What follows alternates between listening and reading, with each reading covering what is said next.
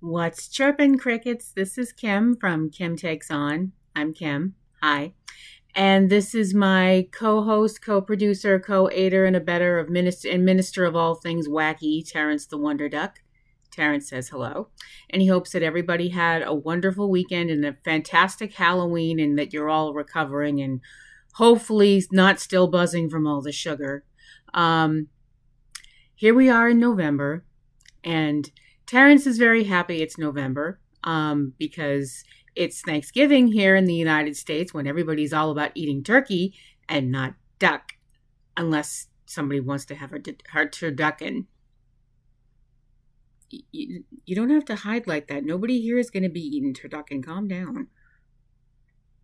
Yes, I'm sure. Yeah, I'm absolutely sure. Nobody here is going to be eating turducken. He gets nervous. Turducken does make him, okay, I won't use it anymore. That word makes him a little bit twitchy. So why don't you just go sit over here for now? Okay. We're not going to see Terrence a lot this show. Because I know I try and be kind of, kooky and wacky and zany on my show, honk, honk, clown nose and all that kind of stuff. Most of the time. This is not going to be that kind of a show. Because I'm going to be talking about a subject that it's something that I think people do think about sometimes, but not a lot. What I'm going to be talking about today is when the quandary that you might find yourself in when you watch someone who was or is a not very nice human being, but they are amazing singers, artists, actors, writers, whatever. Basically, how do you look beyond the person when you look at their contributions to the arts? I know that sounds incredibly snooty, but I don't know how else to word it. Because unfortunately that does happen. As much as we'd like to think that all the people that we like, all our favorite singers or writers or actors or whomever, that, well, we like them, so they must be good people. Yeah, not so much sometimes, and sometimes really not so much. And sometimes that's I know that a lot of people would be like, well, you can't change things about, people that have long since passed away and stuff like that. And that is true.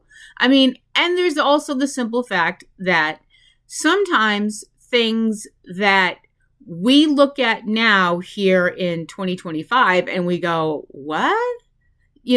People thought this was okay back in whatever. I realize this is going to shock some folks out there, so you might want to grab onto something because I think I'm about to blow some minds. There was a point, crickets, when it was perfectly okay and nobody raised an eyebrow that if you were a woman and you happened to be pregnant, it was perfectly, nobody batted an eyelash if you smoked or drank.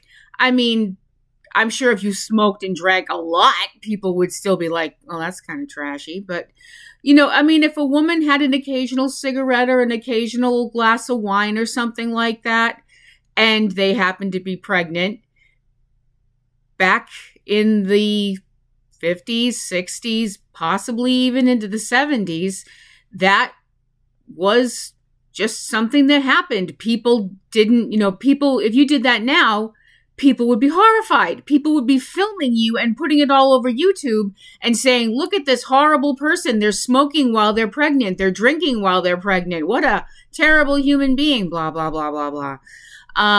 Because everybody's got a camera now in their phones, or most people, a lot of people. And you shouldn't smoke or drink when you're pregnant anyway, because now we know that it's bad for the baby. So there's that. When you think about the fact that when I went to high school, there were places that were designated for students to go smoke. If you tried that now, they'd look at you like you just sprouted horns, I mean, I've watched stuff with TC, and we've sat there and watched things where, people have rotary phones or all these, things that we remember fine from the 70s. And I looked at him and I went, there's at least 2 generations that don't know what that is. I'm always telling him, tell a kid that a computer used to fill up half a room and watch their mind get completely blown, So, I mean, things change, is what I'm basically getting at. Things change. And that's life. That's the way that life works. Things change, and things that were acceptable at one point in civilization, are not acceptable now, and that's the nature of the universe, is change. Stagnation equals death. And, everything moves hopefully forward. We don't like to think of the idea of us going backward. And no, that was not a political remark before anybody gets all upset and defensive. But where I'm coming from with that is that when you have someone who was alive a very long time ago when morals and, things like that were different, or, that things were just done differently. And I know that saying, well, things were different then. I know for a lot of people look at that as that, oh, that's just a blanket statement. That's just hand waving something that was awful. And I don't really know if it is. I mean, does it make some of the things that were done awful? Absolutely. But when you say that was a long time ago, I mean, that is true. It is, those things did happen a long time ago, whatever bad thing we're talking about. And we should be grateful that they don't happen anymore, whatever it is, But when it comes to someone from, way back whenever, who might have been an amazing writer or poet or, composer or whatever, sometimes you look, when you hear their work or when you read their work and you're like, wow, that was really amazing. I really like their work. And then if you make what may be a mistake of going and looking up that person's background and you're like, wow, oh crap, they did what? They did this, they were what kind of person? That kind of a deal. Person I could think of in that respect would be somebody like Edgar Allan Poe. Now, I am not even going to pretend that I am not a fan of Poe. I thought he was an amazing writer. I thought that he had incredible ideas. I mean, the man invented the American detective story, if you want to be completely honest. And that's not just my opinion. There's a lot of really smart folks out there that feel the same way. Was Edgar Allan Poe an odd duck? Yes, absolutely. I think he'd probably be the first one to tell you that. Because being an odd duck does not... Excuse me. That is not a sentence that I made up. Odd duck is a term that has been around for a wicked long time, so stop giving me the hairy eyeball. I don't think it's bad. I'm an odd duck. You're a very odd duck. Oh, okay. Sorry.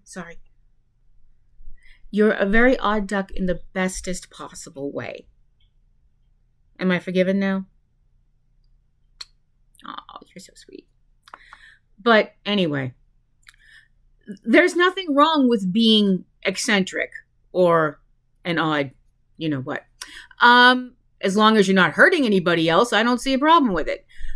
I think Poe would probably admit that he was a pretty strange guy compared to a lot of other people around him because he had all these fantastical ideas in his head that he wrote down and shared them with the rest of us. And we all went, wow, his work is amazing. The problem was after Poe left this plane of existence, the person that wrote his biography was someone that didn't really like him very much. Which should have told people right away, hey, maybe this isn't a great idea to have a guy that had a mat on against him write his biography. Because he wrote a lot of stuff about him that, that he was a drunkard, that he was this, that, and the other thing, and all this stuff like that. And like I said, do I think Poe was a weird dude? Yes. But being a weird dude does not make you a bad dude. Now, granted, he was married to someone who was very young, which was something that was done back then. That's one of those, well, that's just the way things were back then. And I know to people of this time of, this century, that getting young at the age that Poe's bride was is a definite ick. But that's the way things were back then. A lot of younger women married older men, unfortunately, because a lot of women passed away during childbirth because it was a long friggin' time ago and they hadn't gotten on. I mean, considering the fact that childbirth can still be pretty damn dangerous for some women, unfortunately. And to any woman out there who's expecting, I hope once you have your baby, I hope everything is safe for you and your little one. And also say goodbye to sleep. But a lot of people now have this idea that Poe was like a dangerous weirdo or like unstable or something like that.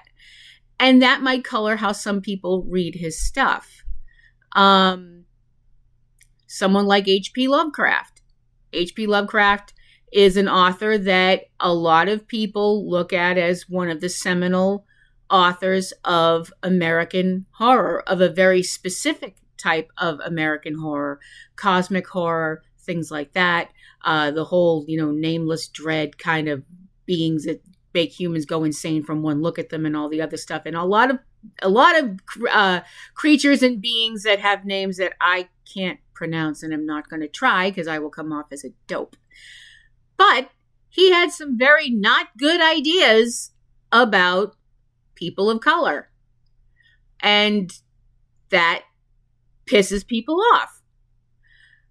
Unfortunately, a lot of people convince themselves through, their own whatevers about how people of different colors to them are, which sucks because everybody is, I mean, really, when you think about it, we're all on this planet for a really short period of time, and going around being like, well, my color is better than your color is pointless, and it's just dumb, I think. But I mean, I have purple hair and hang out with a rubber duck, so apparently what do I know? But his work is really praised for the most part for being a really seminal part of American horror.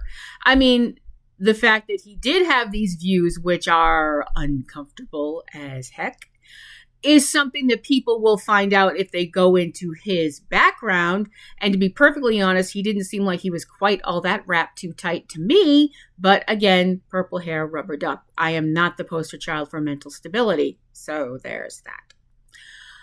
And there's other people as well that, people, the thing is, some of the people that we respect and we look at as, maybe not respect, we look at as movie stars and singing stars and stuff like that, people that we enjoy their work. Some people find it very hard to separate the person, the actor, the singer, whomever, from things that they've done or said, whatever. And some people don't. Some people can be like, well, I can go watch, I can go watch a movie with whomever. And, the fact that they were not a nice person off camera and they were, mean and cruel and kicked puppies or something like that, that doesn't affect how I see them as an actor. I think they were a really good actor or something like that. And that's fine. I'm not trying to say, well, you have to sit there and go through the person's entire life and pick out things to be like, this makes you bad and this makes me feel good telling you you're bad, because that is way above my pay grade. And I mean, there's definitely some things that, if you hear somebody did, you're like, oh, that's very bad. That was a very bad thing that person did. But some people take the attitude, and as I have, oh gosh, I hate using this word, as I have matured. Terrence, please get up off the floor and stop rolling around laughing your little tail feathers off. That's not nice. I try, okay? I try. I know every once in a while I have to act like an actual grown-up adult, but I don't like doing it. But as I've gotten older, there's a phrase that I've heard that I try and take this more into my own self when I think about stuff and things that people have done. Love the sinner, hate the sin.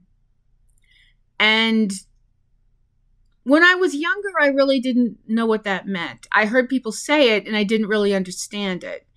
And as I've gotten older, I kind of get it, I guess. I mean, some people have done things that are, in whatever society you're from, are completely unforgivable. And we're going to get to that a little later, probably. But as an example, let's go with an example. Joan Crawford. Now, was Joan Crawford a really good actress? In my opinion, yes, she was. I've seen her in several films. I know TC is rolling his eyes as I'm saying this because he's not a big fan of hers, which is fine. He doesn't have to be. But I think she was a good actress, and I think that she deserved all the accolades she got for being a good actress. Do I think that Joan Crawford was a good human being? To be really honest, I don't know. I never met the woman. And I'm not even saying if I did meet her, I could instantly tell if she was a good person or not, because I'm not that good at reading people's vibes sometimes. Sometimes I am, but sometimes I'm not. But there have been so many people that have said so much stuff about her. And the thing is, for every person, I mean, obviously everybody looks at something like the book and then the movie, Mommy Dearest, which the book was written by her daughter, Christina, and the movie, which was, you gonna help me out here? Yeah, that's nice. I like that. Terrence says the movie Mommy Dearest is an experience. Very nice. Thank you. This book, I've actually never read the book, but the movie I've seen, and holy cats. The movie paints her as a monster, you know, this abusive, emotionally, physically abusive monster. And that is, or was, Christina's narrative. She wasn't thrilled about the way the movie was done either. You know, she didn't feel like it was as close to her book as it could have been. And other people came forward once all of that stuff came out and people started going, oh, Joan Crawford was horrible, blah, blah, blah, blah, blah. You know, her brother, Christopher, backed her up, but her two twin sisters were like, her two other children that Joan adopted that were twin girls, they were like, that's not who our mother was, you know, blah, blah, blah. And some people in Hollywood were like, well, I'd seen her do bad things. And other people were like, I don't know what she was talking about in that book, blah, blah, blah, blah, blah.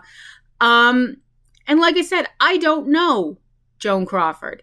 I do know Joan Crawford was good enough as an actress that films that I've seen her in, I don't sit there and go, hey, that's Joan Crawford, who was a horrible mother and abusive and blah, blah, blah, according to her daughter. I sit there and I watch the movie, and if it's, you know, a movie that I'm interested in, I get sucked into the plot. I get sucked into watching her performance and the performance of other people around her and how they act off each other and stuff like that. I mean, that's one example. I mean, there's a lot of other people that, you know, it always, although Joan was still alive when the book Mommy Dearest came out. She had passed away by the time the movie came out, which was probably a small mercy because it probably would have killed her. I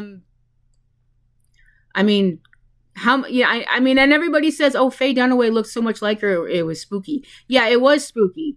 Like, uncomfortable spooky, not like, wow, that's impressive. It was, is this woman possessed spooky? But, and then you have other people that had said unfortunate things that didn't really seem to get noticed back when they said them. And then all of a sudden, with the internet, once you put stuff on the internet, it's out there for everybody.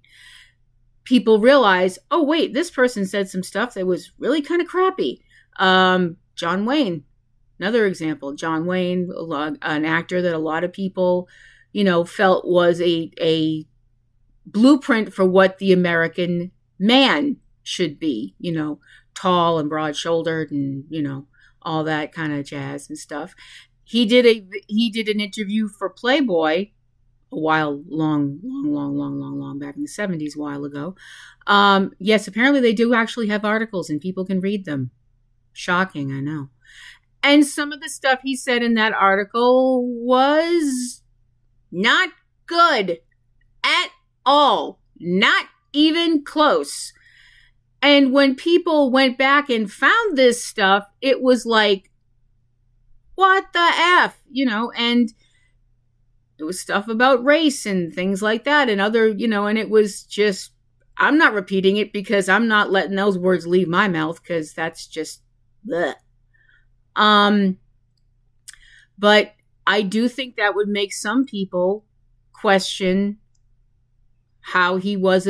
Do I think some people would question how he was as an actor? I don't know. I know some people were like, there's an airport named after him, and a lot of people were like, get that off of there, because they were angry because he said this stuff that was just not cool, not even a little. And then you look at people involved in music, and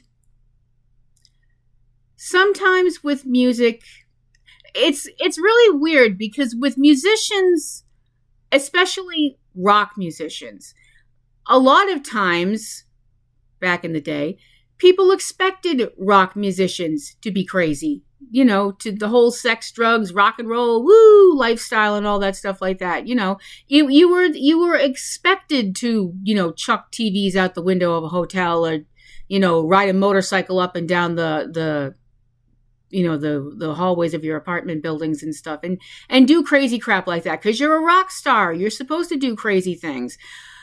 But I mean, some people did some really bad stuff or said really bad stuff or did bad things to their own bodies, which wound up ending their careers or their lives or stuff like that. And one of those people, and I realize some people are now going to be like, she's going to say something bad about him.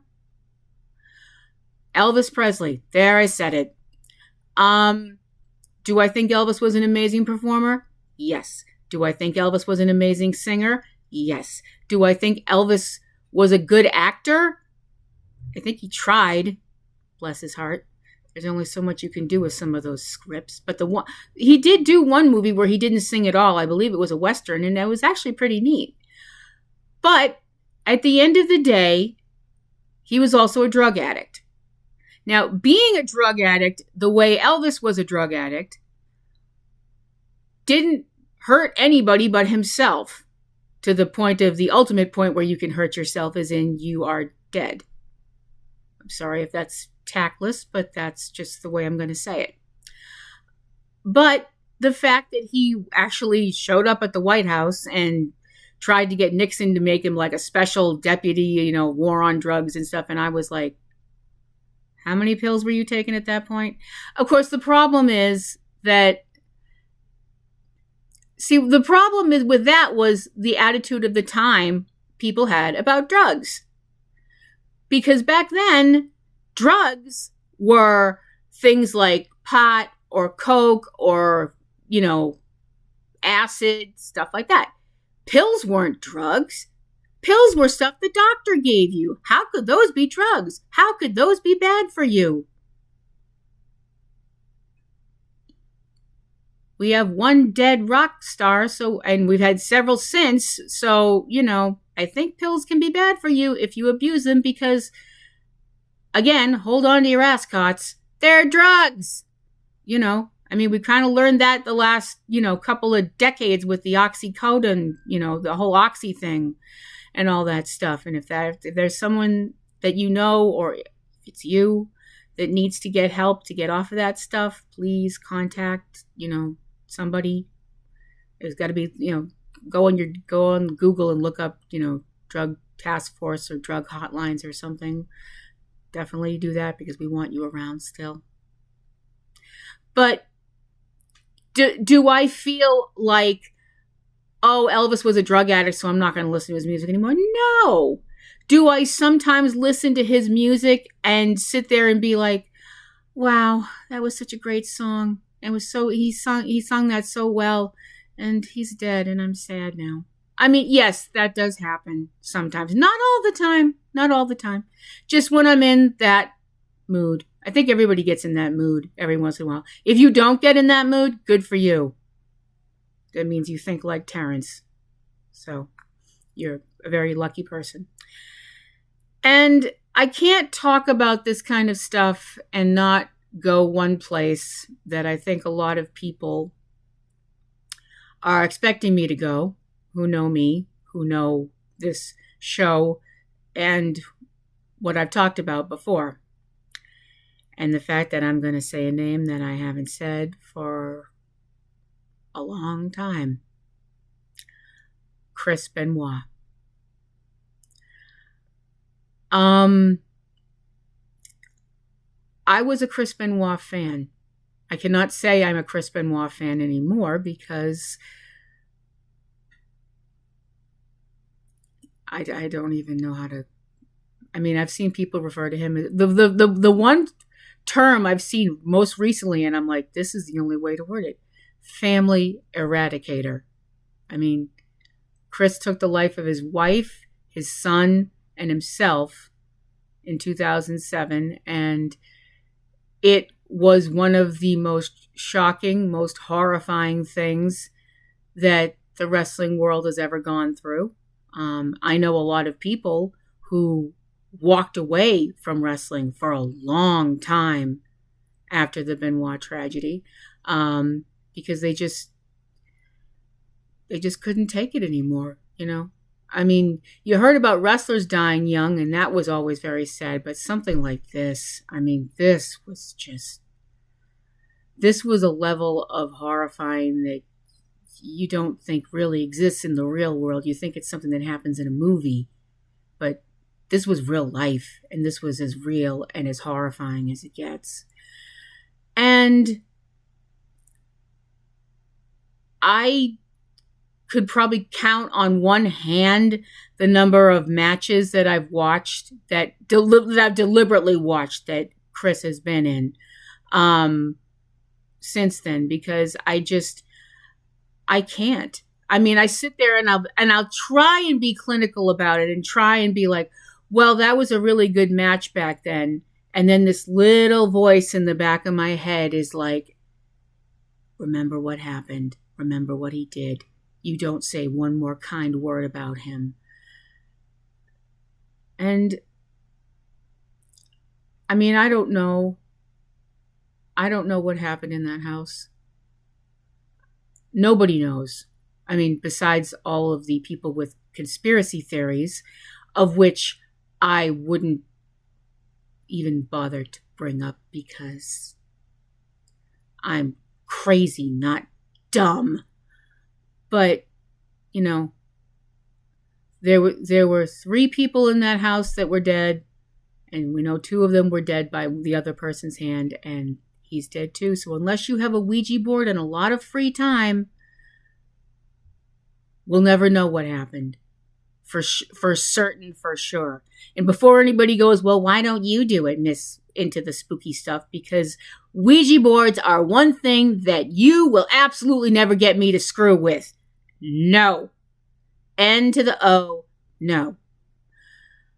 But the thing is, there are some people who are like, well, we want to look beyond what Chris Benoit did, and we want him in the WWE Hall of Fame because of his actions in the ring. And to those people, I would like to say, I'm I know what I'd like to say, but I only use that word very, very, very once in a while, and I'm probably going to get in trouble if I use it now. So you people can go F yourselves. That's my opinion. You have your opinion. My opinion is that you can go F yourselves. I guess love the sinner, hate the sin only goes as far as how big the sin is. But that's not my place to judge anyway. I don't get paid enough. That's somebody else's job who's way smarter than me. Are there any people that you liked and stopped listening to or watching or whatever because you found out something in their personal life was something that, pissed you off, made you kind of go, ugh, or just you were like, that is not cool? PlatinumRoselle@yahoo.com and let me know why. I hope you will click on the like and subscribe and all the other neat little buttons that are somewhere floating around my cute little head that has a new little hairstyle. I hope you noticed that. I'm really happy with it. I go to a place in town here and they're so great. So hopefully you guys will enjoy this show, or at least gave you something to think about. And hopefully you'll come back for our next show. Until then, I'm still Kim. This is still Terrence, who sooner or later will know what side of the screen he's supposed to be on. And we hope that you have a great week. Love the ones you hug the ones you love, and keep rocking.